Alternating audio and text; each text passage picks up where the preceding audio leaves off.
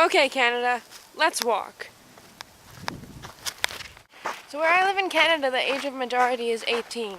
And the thing that most people are excited about when they turn 18 is that they can go out and buy alcohol. But when I turned 18, the thing I was most excited about was that I was going to be able to vote in the next federal election. On Friday, it was announced that on May 2nd, we're going to have an election here in Canada. And of course, this made me pretty excited because it's the first time I can vote, but it also got me thinking about the number of people who don't participate. Now, we've had a lot of federal elections in the last few years. The last election we had was in 2008, and the voter turnout then was 58% of registered voters. It may seem like a lot because it's more than 50%, so that's good, but it actually isn't that much, especially when you consider the fact that not all Canadians are registered to vote anyway. So it's only 58% of a certain registered percentage. In fact, 58% is the lowest voter turnout Canada's ever had. This kind of apathy really frustrates me. I mean, people all over the world are fighting for democracy, and we in our westernized nations are pushing democracy as the great solution to everything, and yet we barely participate in it ourselves. I mean, we talk about citizens' rights all the time. We rarely ever talk about responsibilities, and it seems to me like voting is the biggest responsibility, and in a way the only one that we're ever given. Democracy doesn't ask much of us, but it does ask that we participate. That's the whole point of democracy. The word démocratie means people's power. So why aren't the people involved in their system? Certain countries have taken a stand on this. Australia will make you pay a fine of up to 50 Australian dollars if you don't vote in a federal election. I mean, I think that's a good thing, but it's not something we're probably going to get here in Canada, at least for a while, and certainly not for this election.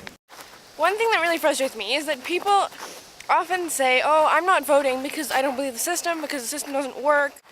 And I'd say to that, well, sure, it's not the best system, but let's face it, it's the only system we've got right now.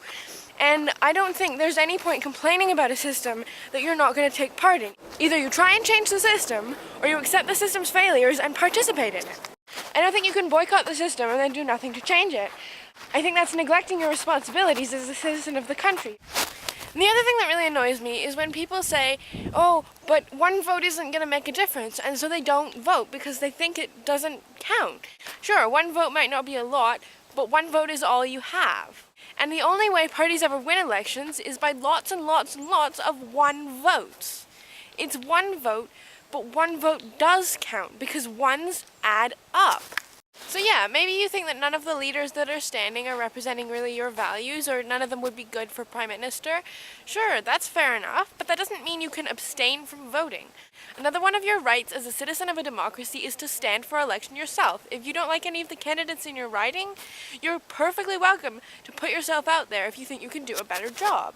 And yeah, so lots of people criticize the idea of voting for the least bad candidate, but it's still better than not voting at all because at least you're participating in the system.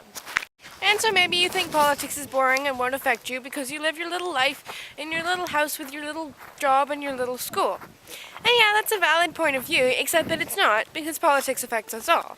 And I think this is especially true for young people who are just starting to follow the news and maybe don't know where to start.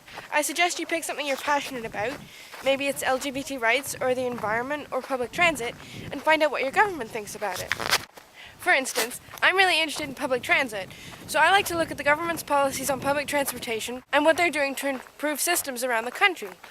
And sure, maybe it's not the most important part of their policy, but because it's something I'm interested in, it gives me a way in to look at what they're doing and form my own opinions. So basically what I'm saying here is that I don't agree with apathy. I don't think it helps us advance as society in any way, and I certainly don't think it makes us any happier. And so my bottom line is this: I don't care who you vote for. I really, really don't. As a citizen of a democracy, you have the right to vote for whoever you want. All I care is that you vote. On election day, on May 2nd, I want you to be registered and I want you to go to your polling station and cast your vote. Because let's face it, it's the least you can do. I'm not expecting this video to change the world, to lead to record voter turnouts or anything. But if I can convince just one person to go vote who wasn't planning on it, then I'll be happy. Because just one more vote means that we're already closer to a government that represents what its country's citizens really want. Okay, that's enough politics. Let's go home.